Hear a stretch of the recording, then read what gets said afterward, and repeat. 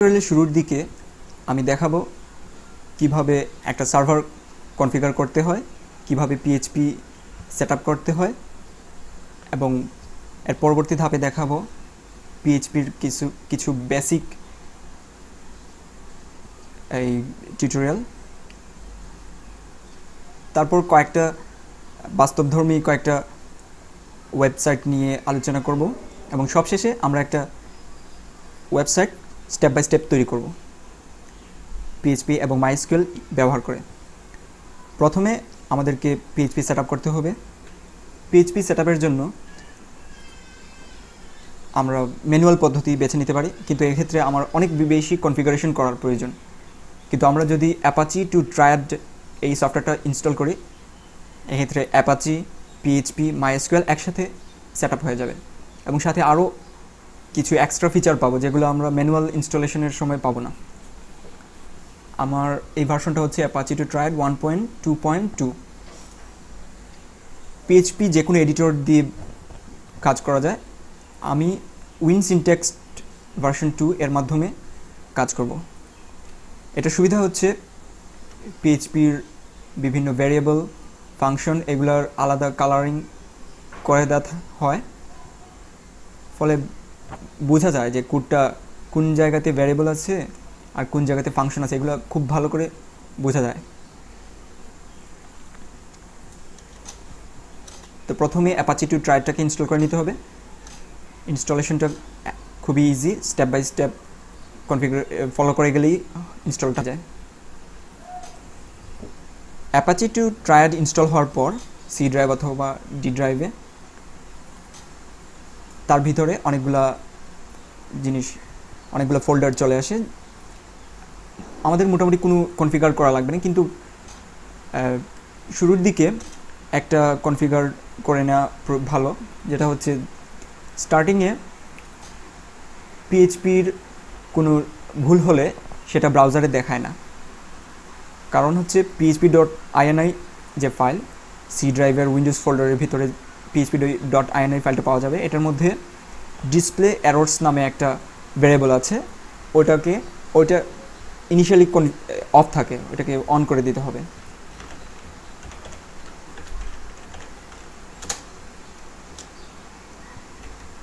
That's it, display errors এটা of থাকে, আমাদের করতে হবে এটাকে অন করে দিতে হবে। তাহলে ব্রাউজারে কোনো পিএইচপির কোডিং ভুল হলে সেটার এররটা সাথে সাথেই দেখাবে। এর বেশি আর কোনো কনফিগারেশনের প্রয়োজন নেই। ইনস্টল করার পর অ্যাপাচি টু ট্রায়াডের মধ্যে htdocs নামে যে ফোল্ডারটা থাকে তার ভিতরে আমরা আমাদের প্রয়োজনীয় ফাইলগুলো রেখে দেব, যেগুলো আমরা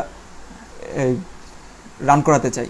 যে ফাইলগুলো আমি পিএইচপি প্রোগ্রামটা তৈরি করব সেটা আমরা এই htdocs-এর মধ্যে রেখে দিতে হবে। যখন আমি ইন্টারনেট এক্সপ্লোরারে লোকাল হোস্ট লিখব তখন একটা পেজ চলে আসবে, http/localhost লিখব তখন এই পেজটা আসবে, ইন্ডেক্স অফ। এটা হচ্ছে অ্যাপাচি সার্ভারের ডকুমেন্ট যে ফোল্ডার htdocs, তার ফাইলগুলোকে সে এখানে পর্যায়ক্রমে দেখাচ্ছে। তো আমরা এখানে কোনো একটা ফোল্ডার ক্লিক করে সেটার ইন্ডেক্স ফাইলটাকে রান করাতে পারি, অথবা এখানে ডাইরেক্ট আমি লিখেও দিতে পারি।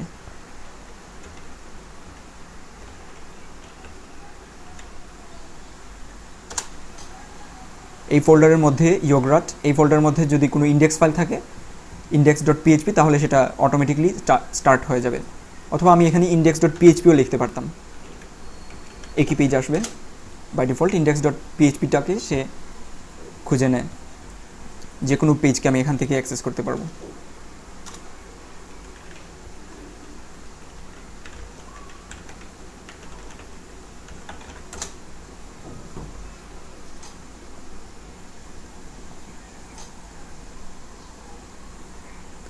মাইএসকিউএলের ক্ষেত্রে আমাদের ম্যানুয়াল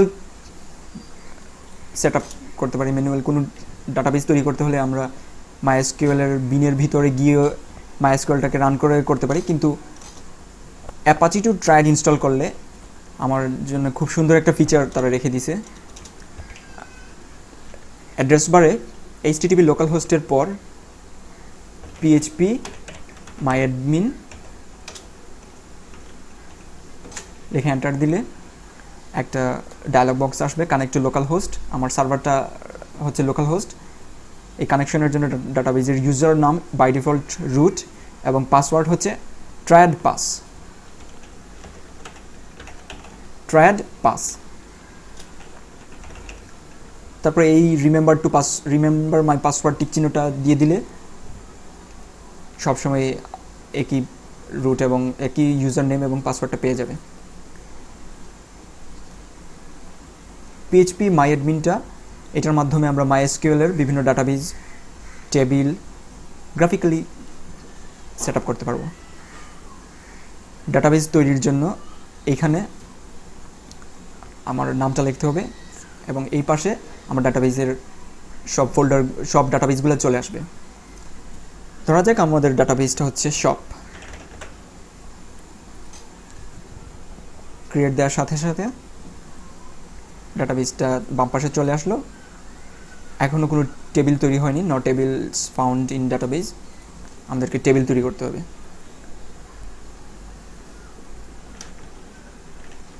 ধরা যাক আমরা এই শপে এই 10টা টেবিল তৈরি করব।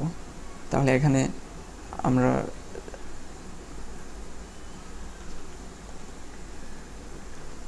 প্রথম টেবিলটার নাম মেম্বার। এখানে আমি 3টা ফিল্ড দিলাম।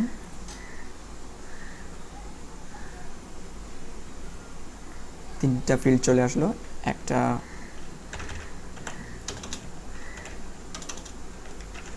মেম্বার আইডি, এটা আমি ইন্টিজার ধরতে পারি, লেন দেওয়ার দরকার নেই।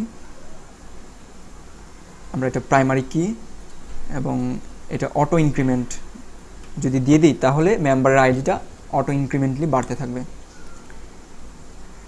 আর যদি আমরা মেম্বার আইডি হিসেবে ইউজার নেমটা ব্যবহার করি তাও হয়।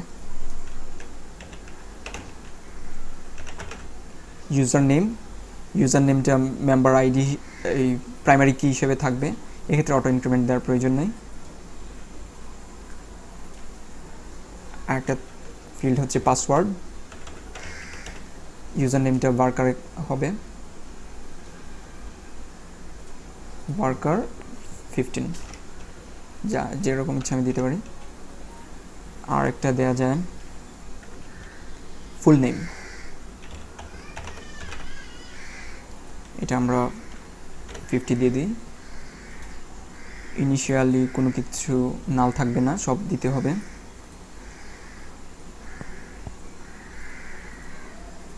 ওকে, আমাদের টেবিল স্ট্রাকচারটা ঠিক করা হয়ে গেলে সেভ দিয়ে দিব।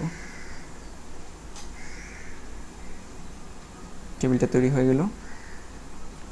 এখানে টেবিলের ফিল্ডগুলো দেখাচ্ছে এবং বাম পাশে এই জায়গাতে তার টেবিলগুলো দেখাচ্ছে। এই সব ডাটাবেজের আন্ডারে টেবিলটা দেখাচ্ছে। এখন আমাদের আসলে মূল কাজটা হলো টেবিলগুলো তৈরি করে রাখা। টেবিল তৈরি করে যদি আমি রেখে দিই তাহলে ডাটাবেজ থেকে আমরা PHPর মাধ্যমে এই ডাটাবেজটা কোয়েরি করব, ইনসার্ট করব, ডিলিট করব, আপডেট করব।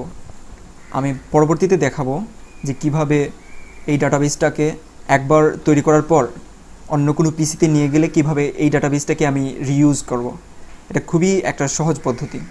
এটা আমরা পরবর্তীতে যখন একটা ডাটাবেজ আমরা যখন একটা ওয়েবসাইট তৈরি করব মাই স্টোর নামে কিংবা মাই শপ, ওই জায়গাতে আমরা দেখাবো যে কিভাবে একটা ডাটাবেজ তৈরি করে আবার অন্য পিসিতে নিয়ে যাওয়ার জন্য ফাইলে সেভ করে রাখতে হয়। তো প্রথম আমাদের ইনস্টলেশন কমপ্লিট। এখন আমরা পরবর্তী টিউটোরিয়ালে দেখব কিভাবে